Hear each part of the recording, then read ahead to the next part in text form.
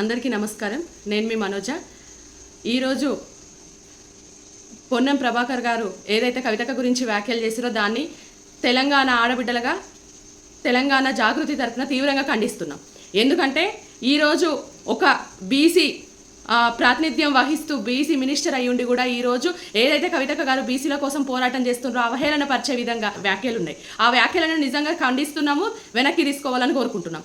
ఎందుకంటే ఈరోజు మీరు ఏదైతే కాంగ్రెస్ పార్టీ 42% ఏదైతే బీసీ డిక్లరేషన్ అని చెప్పేసి కామారెడ్డి డిక్లరేషన్ అని చెప్పేసి మీరు ప్రకటించి ఎలక్షన్లోకి వెళ్ళి బీసీల ఓట్లు దండుకొని ఈరోజు అధికారంలోకి వచ్చింది మీరు. కవితక్క గారు గత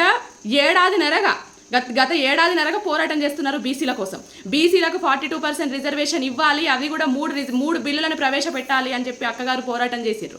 ఆ పోరాట ఫలితమే ఈరోజు మీరు అసెంబ్లీలో రెండు బిల్లులను ప్రవేశపెట్టి అది ఆమోదించడం జరిగింది. దాన్ని మీరు మర్చిపోయి మాట్లాడుతున్నారు. ఈరోజు మీకు నిజంగా కూడా చిత్తశుద్ధి ఉంటే మీ సీఎం గారు ఎన్నిసార్లు ఢిల్లీ వెళ్తున్నారు? రేవంత్ రెడ్డి గారు ఢిల్లీ వెళ్ళిన ప్రతిసారి 33 అంశాల మీద నివేదిక ఇవ్వడానికి, వినతి పత్రాలు ఇవ్వడానికి మోడీ గారికి ఆయనకు సమయం ఉంటుంది, మాట్లాడడానికి సమయం ఉంటుంది. కానీ బీసీల అంశం మీద మాత్రం ఒక్కసారి బీసీ బిల్లు గురించి ఆమోదించండి, దాని గురించి మాట్లాడే సమయం మీకు ఉండదు. మీరు బీసీ మినిస్టర్గా మీరు ఎన్నిసార్లు ఢిల్లీ వెళ్ళిండ్రు, ఎన్నిసార్లు మోడీ గారిని కలిసిండ్రు, ఎన్నిసార్లు ఆమోదించమని మీరు మాట్లాడిండ్రు? ఒక్క ప్రెస్ మీట్ పెట్టరు, ఒక్క మీడియా సమావేశంలో కూడా మీరు బీసీల గురించి మాట్లాడరు. మీరు కేవలం బీసీల ఏదైతే బిల్లు మీరు తెలంగాణ జాగృతి తరపున కవితక్క గారు పోరాటం చేస్తే మీకు ఏదంటే కత్తి మీద సాముగా అది అయిపోయి మీకు తప్పని పరిస్థితిలో మీరు ఆ బిల్లును ఆమోదించి ఇక్కడ నుండి పంపించి చేతులు దులిపేసుకున్నారే తప్ప మీకు నిజంగా కూడా చిత్తశుద్ధి లేదు. చిత్తశుద్ధి కలిగిన వాళ్ళైతే మీరు ఏదైతే మోడీని కలిసిన ప్రతిసారి మీరు వెంబడించి మీరు ఆమోదం ఇన్ని రోజులు మీరు కాలయాపన చేసే వాళ్ళు కాదు.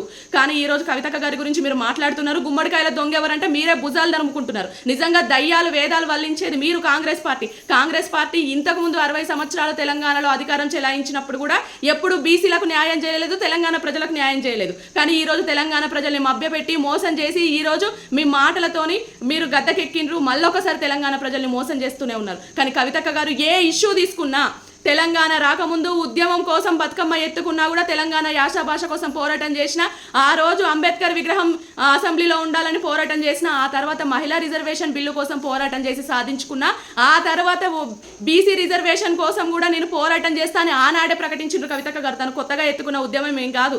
మీ ఎవరికి ఆలోచన లేనప్పుడే తను ఆలోచించి బీసీల కోసం పోరాటం చేసింది, బీసీల గురించి మాట్లాడింది. ఈ రోజు కవితక్క గారి గురించి మీరు తింటే అన్నం పక్కోళ్ళు తింటే సున్నం అన్నట్టు మాట్లాడొద్దు. ఈ రోజు మీరు ఆర్ కృష్ణయ్య గారిని మీరు కలిసి రండి అన్న, మనం కలిసి వెళ్దాము, మనం వెళ్ళి మీరు ధర్మపురి అరవింద్ గారిని, బండి సంజయ్ గారిని, ఈటల రాజేందర్ గారిని మీరు అందరూ కలిసి రండి, మీ అందరినీ కలుపుకొని వెళ్ళి కేంద్రానికి వెళ్ళి ఒత్తిడి తీసుకొచ్చి రాజకీయాలకు అతీతంగా బిల్లును ఆమోదించుకుందామని అంటారు. అదే కవితక్క గారు ఆర్ కృష్ణయ్య గారి దగ్గరికి వెళ్ళి బీసీ ఏదైతే ఆయన పెద్దన్నగా ఉన్నాడో ఆయన మద్దతును కోరితే మాత్రం మీకు తప్పు కనిపిస్తుంది. ఎందుకంటే మీరు చేస్తేనేమో అది కరెక్టు, కవితక్క గారు చేస్తే తప్పు అని. ఎందుకంటే మీకు కూడా తెలుసు కవితక్క గారు ఎప్పుడైతే ఏ బీసీల గురించి మాట్లాడతారో అప్పుడే మీకు ఉలిక్కిపాటు, మీరు నిద్రల నుండి మేలుకొని అప్పుడు మీరు బీసీల గురించి 4 మాటలు మాట్లాడాలి, కవితక్కను విమర్శించాలి. కానీ గుర్తుపెట్టుకోండి, తెలంగాణ సమాజం ఈరోజు చూస్తుంది, తెలంగాణ సమాజం తప్పకుండా మీకు బుద్ధి చెప్తుంది. కవితక్క గారి నేతృత్వంలో బీసీ సంఘాలన్నీ ఒకటైతాం, బీసీ ఆడబిడ్డలందరం ఒకటైతాం, తప్పకుండా పోరాటం చేసి మేము బిల్లు ఆమోదించుకొని వస్తాం. అప్పటి వరకు మీరు స్థానిక సంస్థల ఎలక్షన్లకు వెళ్లకుండా ఉండండి, అది చాలు. అదే మేము కోరుకుంటున్నాం. మీరు మాట్లాడిన వ్యాఖ్యలు వెనక్కి తీసుకోండి, మేము తీవ్రంగా ఖండిస్తున్నాం.